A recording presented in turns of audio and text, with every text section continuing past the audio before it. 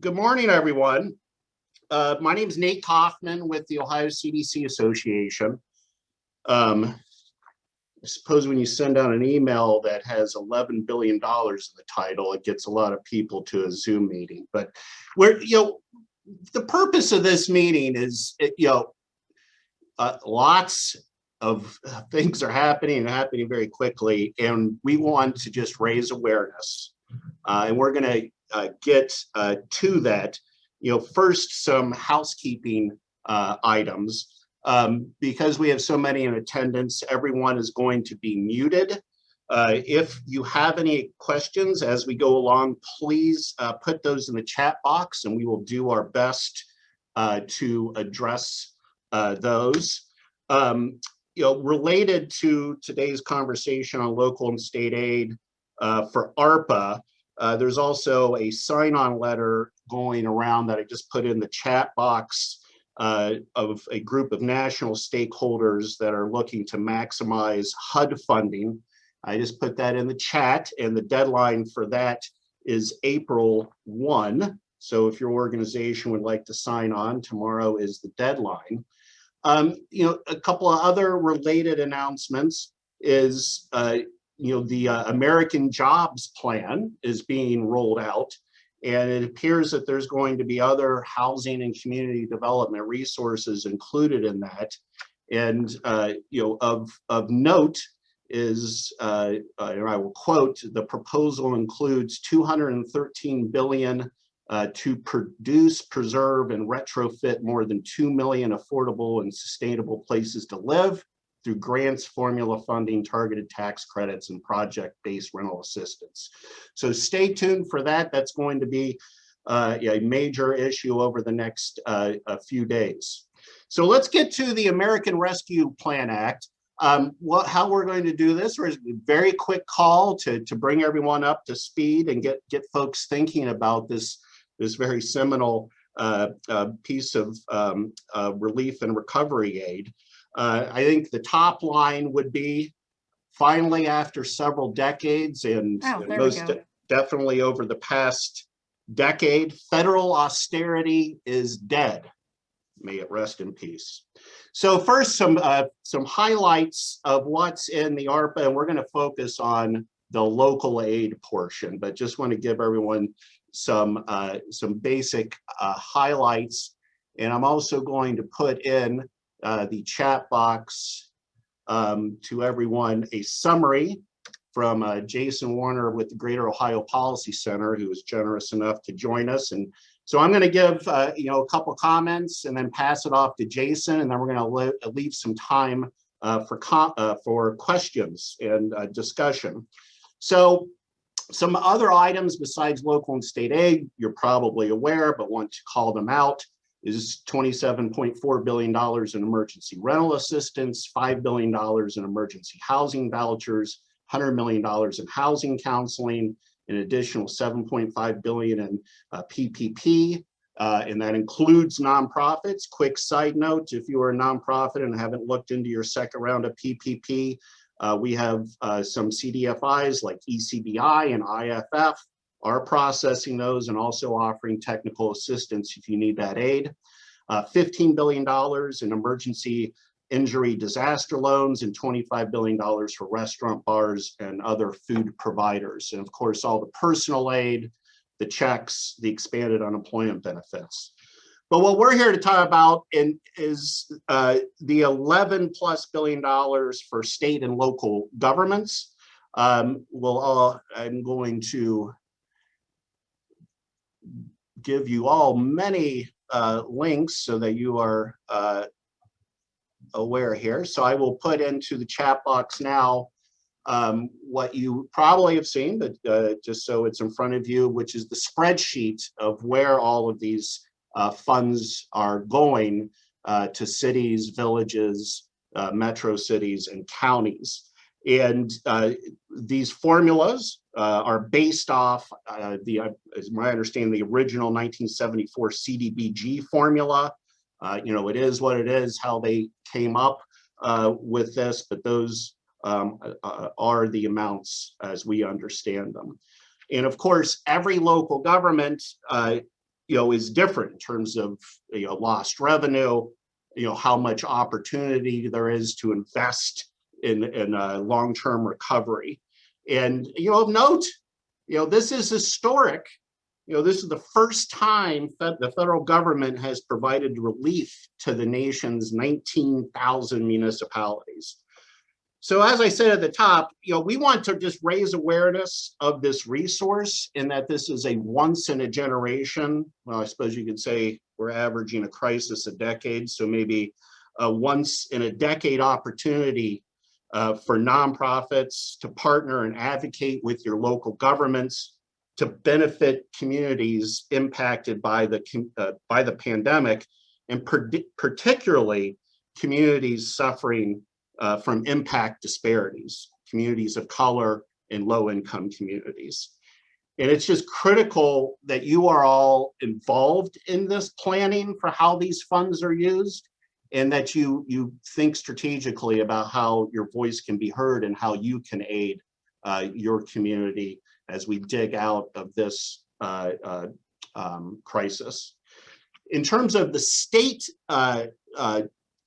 allocation, Ohio CDC Association, we are advocating for community development resources through the state budget process. We were already doing that prior to ARPA.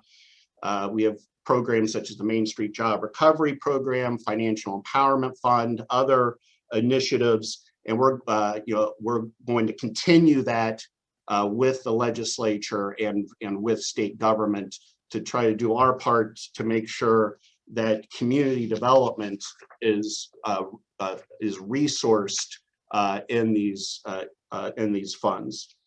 And when I think of all of you, and especially our community development organization or CDC members, you are all in a unique position to respond, especially given the comprehensive long-term nature of community development. And the recovery is going to require holistic, locally grounded solutions to improve the well-being of these communities that were impacted. And we're just so hopeful that our members are going to be able to harness these resources to do good. So lastly, before I pass it off to Jason, and then we have some conversation via chat, is that there's still much to be known. At Treasury, the Office of Budget and Management, that guidance is still forthcoming. But it's our intuition that community development activities writ large, fit squarely into this resource, which is intended, for long-term pandemic recovery, as I see the intent. So thank you for hearing me out on that. And now I'm going to pass it over to our friend Jason Warner over at the Greater Ohio Policy Center, and he'll cover some items as well. Jason? Nate, thank you very much, and everyone, thank you for joining today. Appreciate the opportunity to share, a little bit of what I do know about ARPA. So, as Nate mentioned, Ohio is going to be in line to receive over $11 billion. The state itself is going to be receiving 5.68. The remainder is going to be spread across, several local government levels, both at the city and the county level. The thing that I think is most important to note about how the funding is going to be working is it's actually going to be distributed in two tranches. You may have already, if you're a local government, you may already have seen some of the money come in. The way that the law was written is that 50% of what you were going to be receiving was going to be deposited within 60 days of the bill being signed, which occurred on March 11th. The other 50% would be distributed 1 year after the first round of funding was distributed. So you're not going to be receiving everything all at once.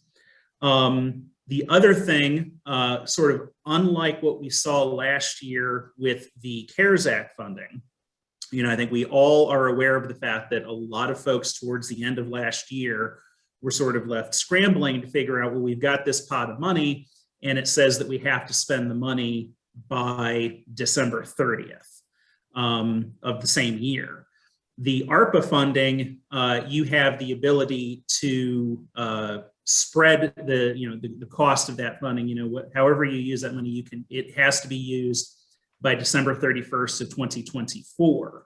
So you have about 3.5 years in which you'll be able to account for this funding and how you'll be able to use that. So it's not something where you're only going to have a very short window in which you'll be able to distribute these funds and however you decide to do that.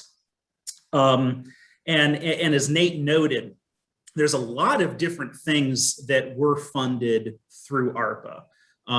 He mentioned that there's another round of housing assistance. So, there's going to be funding that's going to be available for individuals if they're in need of rent or mortgage relief. Small businesses, there's a large pot of money in addition to the PPP program that is being funded through ARPA that businesses would be able to take advantage of, some that is very targeted.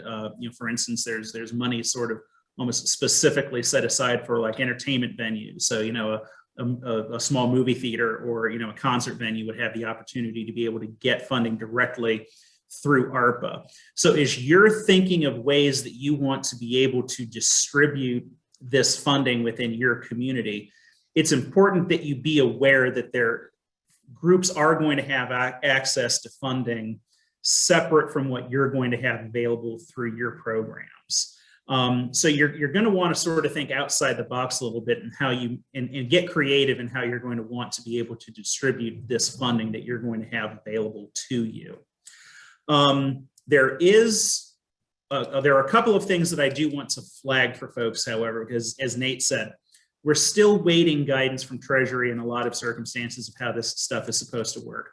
The state is also going to have, a little bit of leeway in how they allocate their portion of the funding. And I do think that we have to be concerned about things that the state could potentially do as a result of the ARPA funding. I mentioned this to Nate when we were sort of prepping for our conversation today, and I mentioned to him something that the legislature has done as part of the state transportation budget, which is awaiting Governor DeWine's signature. The transportation agencies have received several rounds of funding, both through the CARES Act as well as through ARPA. And that funding, the way that the legislation is written, specifies that it is supposed to be used for pandemic response. A transit agency can't decide to go out and buy a new bus with the ARPA funding, but they can, however, buy cleaning equipment that you would use to maintain the buses to make them safe to operate. The legislature inserted a provision into the transportation budget, however, that said if transit systems receive leeway from the feds on how they can spend the ARPA funding, if they get more leeway and they can start to use it for, say, the purchase of new equipment like that, then the state would have the ability to take back some of the recently appropriated state level funding for transit agencies over the period of the next 2-year state budget. Those are the sort of things that we're going to be very concerned about. And I think it's important for you both as advocates and local government officials to keep an eye on to see if the legislature is going to try to play some of those games as well, where they might say, oh, well, because these cities are receiving this one-time funding through ARPA, we may want to claw back on some of these other programs that you would ordinarily benefit from because you'd be able to use that state money for that program. So, that's a concern that we have. It's an issue that we raised both when the issue was pending in the legislature, and we've also raised it with the governor. We're going to be keeping a very close eye on that. But that is something that you should be aware of, that you're going to want to make sure that the legislature doesn't play any little games like that. Because of this one-time funding that's going to be available through ARPA. The last issue that I want to raise for folks, and then we can move on to questions after that, would be something that was left out of the original ARPA bill, which there's discussion in Washington right now about going back and trying to correct. And that is that when you look at what the allocations are at the local government level, you will notice that one level that is missing from that is townships. Townships are not currently set to receive any funding through ARPA. It's going to counties, it's going to large cities, it's going to small cities and villages. Townships were not included. And many members of Congress, including members of the Ohio delegation, have been going back and saying that this was an unintended oversight. We need to go back and correct this so that townships can also receive funding through ARPA. What we don't know is if they do that, where that funding is going to come from. We don't know if that means that they're going to revisit the local government allocations, which means that some of your cities may be receiving less than what that spreadsheet right now says that you're going to be getting, because that funding is going to be reallocated towards townships. We don't know if that would be coming out of the $5.68 billion that the state is supposed to be receiving. I think it's safe to say that they're not going to appropriate additional funding that would then be able to go to the townships. So you're going to want to keep an eye on that and see what Congress ultimately decides to do with that. If they do decide to expand that to include townships, and if they do, where they decide to take that funding from. So you may be looking at that number right now and seeing a pretty sizable number. There's the very real possibility that that number could somehow end up being reduced because Congress decides to revisit that and recalculate that formula so that townships would be able to receive some of that funding. So those are some of the things that I wanted to flag for folks as we are having this discussion. But Nate, I think that, unless you have anything that you want to add, we're probably ready for group questions. Yeah, we're ready for questions. I think the point is this is still fluid, right? Both at the state, which is, suing the federal government, over the inability in the statute to reduce taxes. Who knows? We'll see how that how that plays out. But at the, for the time being, we see these local distributions, and there certainly is a lot of opportunity for, local nonprofits or membership to, advocate and partner and be at the table with their local governments to get what you feel is needed for your community as we work our way out of the pandemic. All right, so we do have one question that is a long one, of course, from Ian in YNDC. I would not expect anything different. But to paraphrase, I think he's saying, a housing and community development coalition. We actually have, we're approaching and have approached and hope to be getting with them soon, the administration and DSA on just that. We, a while back, put together a platform with other statewide community development and housing organizations that we call Rebuilding Ohio. I put that in the chat box as well. I am not for a moment to say that that is an all-inclusive wish list or what should be funded. It was an aggregation of what all those different groups were advocating for at the time. Ian's points to a Pennsylvania neighborhood assistance program, that is an interesting one. That is something that I am hoping to advocate for on a long-term basis, because that's not something that happens quickly. Pennsylvania has doubled their program a few years back to $38 million a year, I believe. It works quite well. We did try to do that in the legislature about 7-8 years ago. We're unable to get it across the finish line, but that is certainly on our radar to try to do more. But I would like to steer the conversation back to partnership, to the purpose of the meeting, which is partnership with local governments. And if we could focus our questions for the remaining 9 minutes on that, that would be great. And Nate, if I could just go ahead and add on that as well, sort of on Ian's question. the governor had proposed a pretty substantial program as part of the state budget, this use of one-time state funding that was supposed to be helping with some of this, community rebuilding. He was talking about assistance for businesses. He was also talking about, local governments being able to get some of this funding. I think that there's an opportunity with this ARPA funding that we might be able to sort of significantly boost that proposal that came out of the administration. And I do think that, this is sort of one of those areas where we might be able to sort of expand that program. When the governor announced that program, he was talking about communities being able to use that funding for things like placemaking, water and sewer infrastructure. Now, we've been hearing in conversations from state agencies that they're more so focused on the water and sewer infrastructure, less on the placemaking type of programs. We think that with this funding, there is a serious opportunity where we might be able to get more involved in that placemaking with it. I think, as you raise, with the neighborhood redevelopment opportunities, I think that there's a real opportunity that we can take some of this funding, which would be able to be applied through that. And as Nate said, I think that the Rebuilding Ohio Coalition that the Greater Ohio and the OCDC Association are part of would be a great way to advocate for that.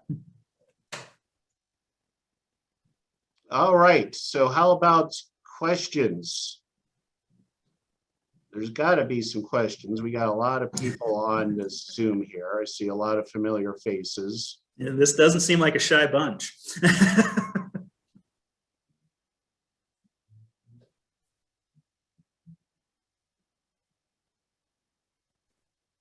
No questions. I would, well, since we have 7 minutes left, so we have a question: has anyone received their money? And Jason, I believe you covered that. That's going to happen first tranche in May, and then second 50% a year or so from now.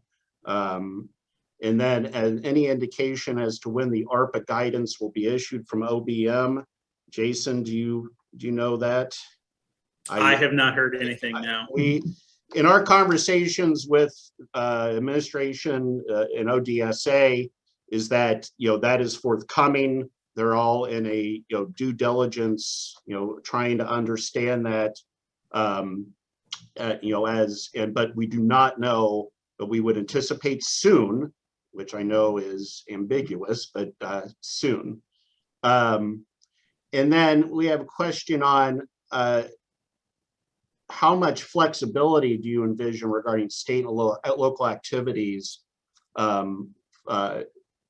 just in terms of eligible uses? Once again, my assumption, and Jason, please chime in, is that the community development activities, which are comprehensive and broad, which community development relates directly to pandemic recovery.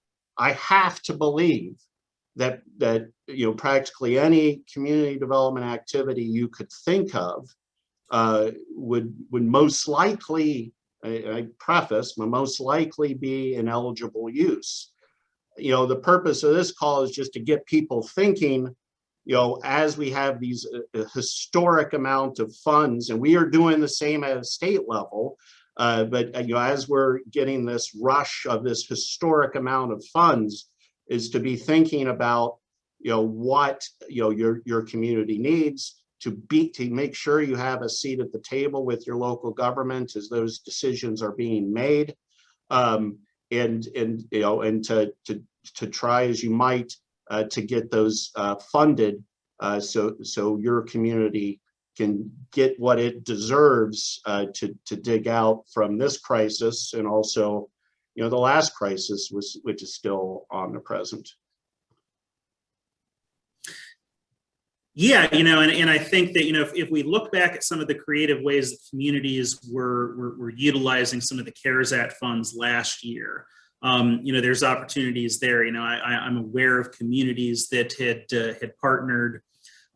They set up programs that specifically targeted, minority or veteran or women-owned businesses, where the association would buy things like gift cards, which they could distribute to the community, which then, people could go and frequent those businesses, which is a great way of trying to help build up those businesses. It's not the direct relief to the companies, But it's a great way to, sort of get the community to be a little bit more aware of the businesses that are in their communities. That's just sort of one way that you might be able to get a little creative with that. Trying to look through some of the other questions that we've seen here, the requirements that the money can be spent coronavirus only. So there's actually some considerable leeway, I think, that's within ARPA that we haven't seen necessarily with some of the other relief programs, and particularly the state and local aid, where they're able to be a little bit more flexible with the uses that they're going to be utilizing for that. You can basically look at some of this stuff and say, if it's can be tangentially related in any way to COVID, because you've had impacts on this or that, which you can say, well, but for COVID, this wouldn't have happened.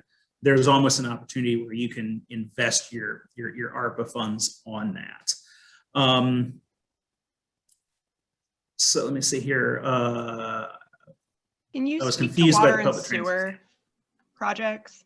Yeah, so the water and sewer projects basically are, there's really no no limits as far as we know right now on how you could utilize that funding. So, if you are in need of going in and doing replacement projects or expansion projects or things like that, the funding can be utilized for that. So, you know that you have a problem in your downtown area where you need to, make significant investments in the water and sewer infrastructure. You can utilize the funding for that purpose to go in and put in new lines to replace the old ones. The example that I was using on the transit, I just wanted to caution everybody about that, because the wording around the transit funding seems to be that it has to be sort of specifically towards COVID relief. The legislature, though, is sort of preemptively looking at this and saying that if those barriers are removed and they can use it for anything, that's why the state wants the opportunity to take back the state level funding that they just appropriated for public transit. That's what I'm trying to caution everyone around now. I'm not suggesting that the legislature right now is going to propose a temporary rollback in, say, the local government fund, but I wouldn't put anything past them either. So got 17 questions from Jack Doherty in Youngstown. Water, and we're at 10:29. We're going to continue to go here. We wanted to just give a quick update, but let's continue the conversation. Jason, if you're good with that. I'm good, yeah. So the best practices on the table for helping local communities make wise decisions. So two-part answer to that. First, Greater Ohio will be, and these are not set up yet, but in the next few weeks there will be there will be webinars on local best practices for these funds. Since a lot still needs to be understood. I know peers with Jason are still putting that together. And how can we work together to push for state funds? We are looking at that. We've already got a semblance of a coalition put together, but are looking to expand that and how we can have a united front. I do not have the complete answer for you on that, and so that we can push. And then he continues, so that we can push both our local communities and the state to align funds with these priorities. I would say, when it comes to the mere nature of community development, responding from the bottom up, I would be hesitant to presuppose what any particular local community needs the most. I think, when it comes to the local resources, it's best that, the local community, the, community-based nonprofits and local government, figure that out. Of course, and then there was a previous question of what will there be a resource, to disseminate what the state is going to do? We will certainly, as we're advocating and as we're learning that information, we will be certain to get that out to the membership. At this point in time, I've had, conversations with officials, and for the time being, there is not much being, that we know of in terms of priorities. And then we're, advocating, for ones as well. But we'll be definitely sure to get that information to the membership as to what the state is considering, which is also very much fluid, considering the state may be looking to lower taxes, which is a horrible idea. But these are the political dynamics that are existing at the state house. I see that there's a question in here. Someone asked if we could speak to efforts on food insecurity side, specifically would a nonprofit providing meals fall into the restaurant allocation or elsewhere? I think that you would be able to actually probably draw that down from sort of the state and local aid side. If a city wanted to partner with the CDC and also bring in a local food bank, there would absolutely be an opportunity there where you'd be able to get those three groups partnering to be able to set up, either through the food bank, being able to make the necessary investments there. If you wanted to set up within a neighborhood where you would have, sort of like a drive-through giveaway program where folks within that neighborhood would be able to go and receive food parcels. That is absolutely something that we understand would be available use through the ARPA funds, and something that would be encouraged. I know early on in the pandemic, I saw things like that in my own neighborhood here in Columbus, where the local CDC went door to door and left care packages at every single house in the neighborhood. That would be something I think that you'd be able to utilize through the use of the ARPA funds.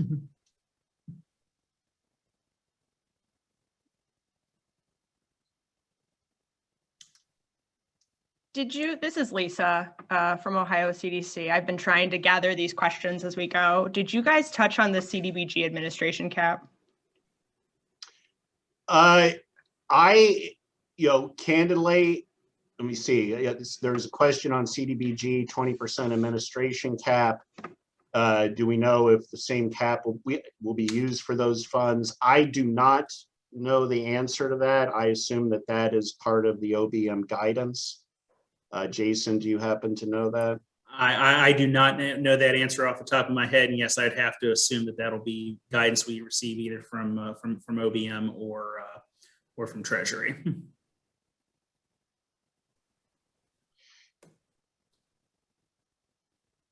And then, of course, Deb's question right now about affordable housing that's just popped up. Can we connect affordable housing needs to the state stimulus award? So, yes, I see. So Deb Flora from Youngstown as well. Is there a dearth of affordable housing statewide? Absolutely. In all types of markets that exists. And she goes on to say, can we connect affordable housing needs to the state's stimulus award? Yeah, that's most definitely is something that the state should be considering. I know, us and other housing organizations are looking at that. I think this is an excellent opportunity, where we've spent a good deal of necessary funds on demolition the last decade, somewhere in the neighborhood of approaching $1 billion. But now that this resource is coming about, there is a tremendous need for single family acquire, rehab, sell, gap financing, the ability to do affordable infill development, and of course and then of course rental housing production as well. But the state most definitely has a dearth of affordable housing, and there is thankfully relief resources in this rental assistance, which now is in the neighborhood for just the state of Ohio, about $1.5 billion. But in terms of looking at like recovery and sustainability, in terms of production, both single family and multifamily, that's something that we need to address, and the pandemic shone a big light on.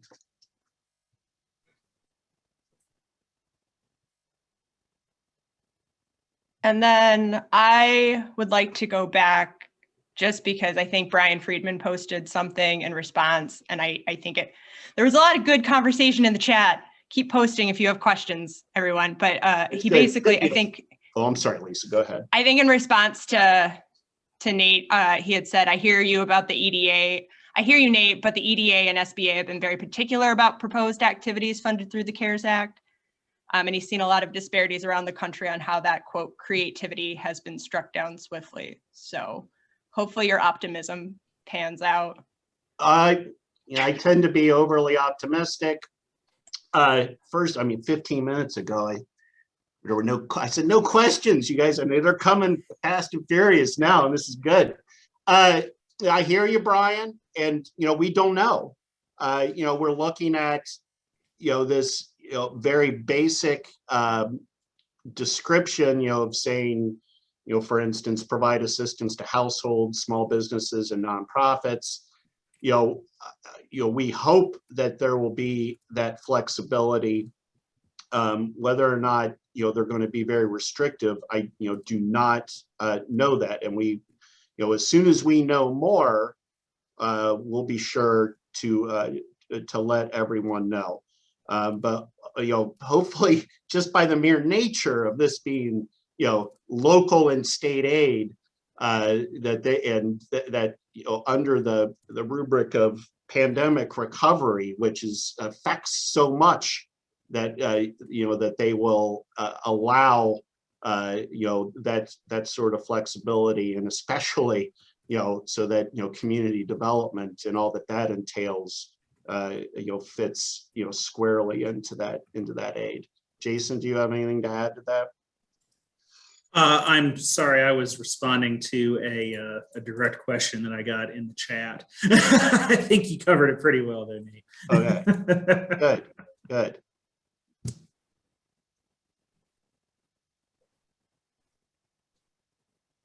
Great. Any other questions? So there's a question, does the Rebuilding Ohio platform have a budget attached to it that we can use to advocate for state funding? Let me reiterate, that was done we updated it a little bit. It does have some price tags associated to different sections, but not a comprehensive budget. We are, working all of that, and we'll definitely, take your ideas in terms of, other organizations, Ohio Land Bank Association, and we're, talking with Co-Ohio and others, and, and see that, how we can best work together, to advocate for community development and housing on the state level, for certain.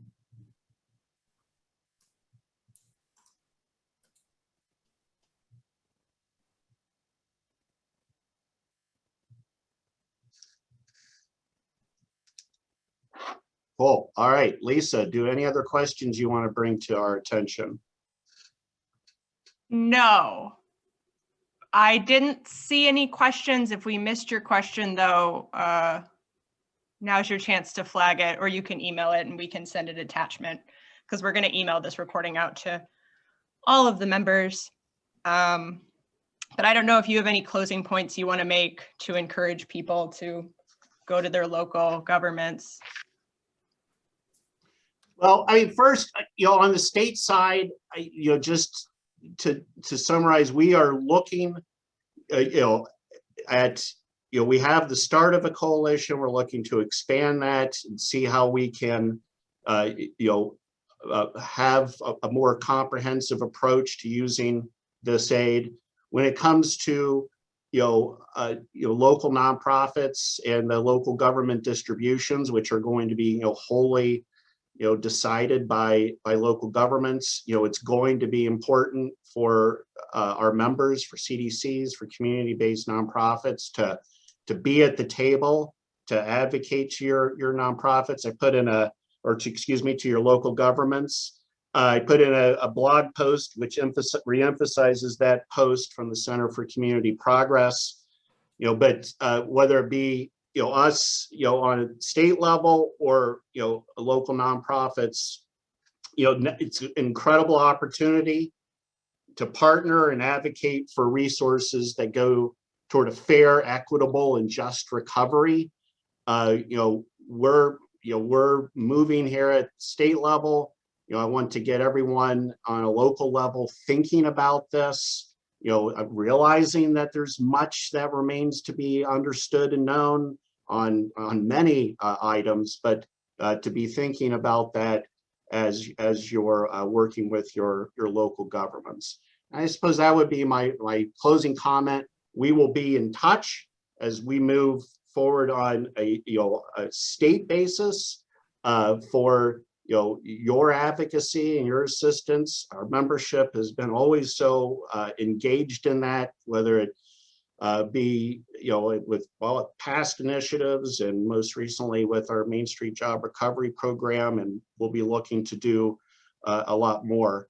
And we will re-engage you as we learn more. And I want to wish everyone a happy Easter, happy Passover, happy Ramadan, which is coming up soon, and everyone be safe. And I hope to see you all in person soon. Jason, anything closing? I do want to, I was just scrolling through the chat there as you were closing out, Nate, and I saw that there was a question that was asked if there will be a resource available to know how the state funds are being used, make sure that efforts aren't duplicated. I would just encourage you to stay in contact with Ohio CDC Association, stay in contact with us here at Greater Ohio. I know that we both try to do a great job to make sure that folks are aware of what efforts the state is undertaking when it does come to the use of this funding. There are several bills that are pending in the legislature right now that are working to allocate the resources the state received as part of the CARES Act 2 program back in December. So there might be an opportunity where they'll begin to draw some of the funds that they're receiving as ARPA towards those proposals as well. But there'll probably be other legislative initiatives as well that do happen for the distribution of those funds. So stay in contact both with Ohio CDC and Greater Ohio, and we'll do everything that we can to make sure that folks are aware of what efforts are being undertaken at the state level for the use of that funding. Absolutely. Thank you, Jason, for joining us. Thank you all for being on this quick Zoom call. We will most definitely stay in touch and work together to make the best of this historic opportunity. So have a good week, everyone.